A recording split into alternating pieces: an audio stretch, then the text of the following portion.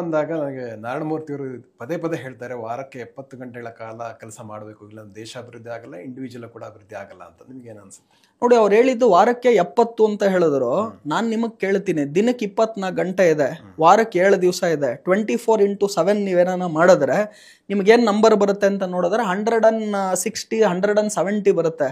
ನಾವೊಂದು ಅಷ್ಟೊತ್ತು ಖಂಡಿತವಾಗ್ಲೂ ಊಟ ಮಾಡಬೇಕು, ನಿದ್ದೆ ಮಾಡಬೇಕು, ಇದೆಲ್ಲ ಮೈನಸ್ ಮಾಡ್ತು ಅಂದ್ರೆ ಸಿಗೋ ಟೈಮ್ ಎಷ್ಟು ಅಂತ ನೋಡಿ. ಆದರೆ ಬರೀ ಎಂಪ್ಲಾಯ್ಮೆಂಟ್ಗೆ ಅಲ್ದೇನೆ ನಿಮ್ಮ ಸೆಲ್ಫ್ ಡೆವಲಪ್ಮೆಂಟ್ ಅಂಡ್ ಗ್ರೋತ್ಗೂ ಕೂಡ ಟೈಮ್ ಕೊಡಿ. ನಾನು ಯಾವಾಗೂ ಹೇಳ್ತೀನಿ, ಸೆಲ್ಫಿಶ್ನೆಸ್ಗೂ ಸೆಲ್ಫ್ ಅವೇರ್ನೆಸ್ಗೂ ತುಂಬಾ ಸಣ್ಣ ಡಿಫರೆನ್ಸ್ ಇದೆ. ಸೆಲ್ಫಿಶ್ನೆಸ್ ಅಂದ್ರೆ ನಾನು ಅಯ್ಯೋ ನನಗೆ ಇರಲಿ, ಎಲ್ಲ ನನ್ನ ಫ್ಯಾಮಿಲಿಗೆ ಇರಲಿ, ಬೇರೆ ಯಾರಿಗೂ ಹೋಗೋದು ಬೇಡ ಅನ್ನೋದು ಸೆಲ್ಫಿಶ್ನೆಸ್. ಸೆಲ್ಫ್ ಅವೇರ್ನೆಸ್ ಅಂದ್ರೆ ಕೆಲವು ಕಡೆ ನಮಗೆ ಗೊತ್ತಾಗತ್ತೆ, ಇವರು ನಮ್ಮ ಹತ್ರ ಬರೋದು ಬೇಡ, ನಾನು ಇವ್ರ ಜೊತೆ ಸೇರಬಾರ್ದು, ಈ ವ್ಯಕ್ತಿ ಕೆಟ್ಟ ವ್ಯಕ್ತಿ, ಅವ್ರಿಂದ ನಾವು ದೂರ ಇರಬೇಕು. ಅದು ಸೆಲ್ಫಿಶ್ನೆಸ್ ಅಲ್ಲ, ಸೆಲ್ಫ್ ಅವೇರ್ನೆಸ್. ನೀವು ಅವ್ರ ಜೊತೆ ಇತ್ತು ಅಂದ್ರೆ, ನಾನು ಈಗ ತಾನೇ ಹೇಳಿದೆ, ಜಿಮ್ ರಾನ್ ಹೇಳಿದ್ರು, you are an average of 5 people with whom you spend highest time ಅಂದೆ.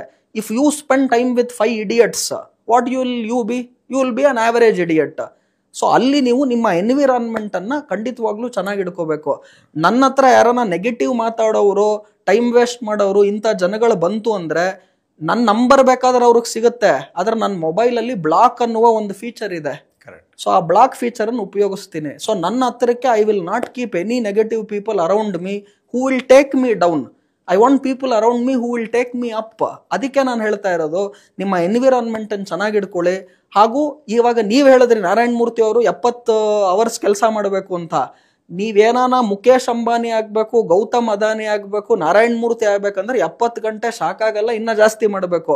ಇಲ್ಲ ಸರ್, ನಮ್ಮ ಪಕ್ಕದ ಮನೆ ನೋಡಿದೀನಿ, ಅವ್ರಿಗೆ 10,000 ಸಂಬಳ, ನನ್ಗೆ 11,000 ಬಂದ್ರೆ ಸಾಕು, ನನ್ನ ಧ್ಯೇಯ ಏನು ಅಂದ್ರೆ ನಮ್ಮ ಪಕ್ಕದ ಮನೆಯವ್ರಿಗೂ ನಾನು ಚೆನ್ನಾಗ್ ಆಗ್ಬೇಕು ಅಂತಿದ್ರೆ ಅದಕ್ಕೆ ನೀವು 7 ಅವರ್ ಕೆಲಸ ಮಾಡಿದ್ರು ಸಾಕು, ವಾರಕ್ಕೆ, ದಿನಕ್ಕಲ್ಲ.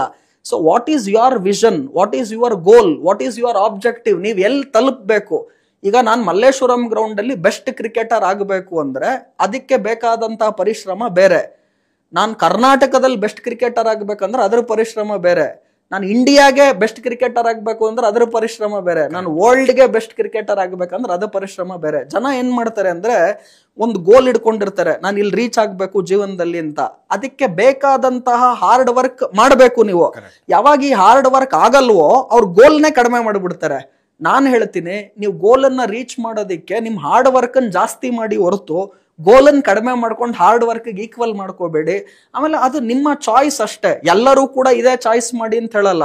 ಈಗ ನಾನು ಹೇಳ್ತೀನಿ ಅನೇಕ ಸಲ, ಓದಾ ಪುಟ್ಟ ಬಂದ ಪುಟ್ಟ, ಒಂದು ದಿವ್ಸಕ್ಕೆ ಇಷ್ಟು ಜನ ಹುಟ್ಟತಾರೆ, ಇಷ್ಟು ಜನ ಸಾಯ್ತಾರೆ. ಅವ್ನು ಬೆಳಿಗ್ಗೆ 9 ಕೆಲ್ಸಕ್ಕೆ ಹೋಗ್ತಾನೆ, ಸಾಯಂಕಾಲ 5 ಗಂಟೆಗೆ ಬರ್ತಾನೆ, ಸಾಯಂಕಿ ಟೈಂಕಲ್ಲಿ ವಾಕಿಂಗ್ ಮಾಡ್ತಾನೆ, CTR ಅಲ್ಲಿ ದೋಸೆ ತಿಂತಾರೆ. ನಾನು ಈ ತರ ಒಂದು ಲೈಫ್ ಅನ್ನ ಮಾಡಬೇಕು ಅಂದ್ರೆ ಅದಕ್ಕೆ 70 ಅವರ್ ಖಂಡಿತವಾಗ್ಲೂ ಕೆಲಸ ಮಾಡೋದು ಬೇಕಾಗಿಲ್ಲ.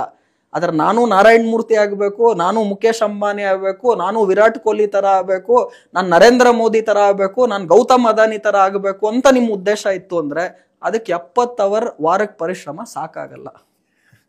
ಬಹಳ ಚೆನ್ನಾಗಿ ಎಕ್ಸ್ಪ್ಲೇನ್ ಮಾಡಿದ್ರೆ. ಬಹಳ ಮಂದಿಗೆ ಅದು ಅರ್ಥ ಆಗ್ಲಿಲ್ಲ ನಾರಾಯಣಮೂರ್ತಿ ಯಾಕೆ ಹೇಳಿದ್ರು ಅಂತ. ನಮ್ಮ ವೀಕ್ಷಕರಿಗೆ ಇಷ್ಟು ಹೊತ್ತು ನಿಮ್ಮ ಕಳೆದ ಒಂದು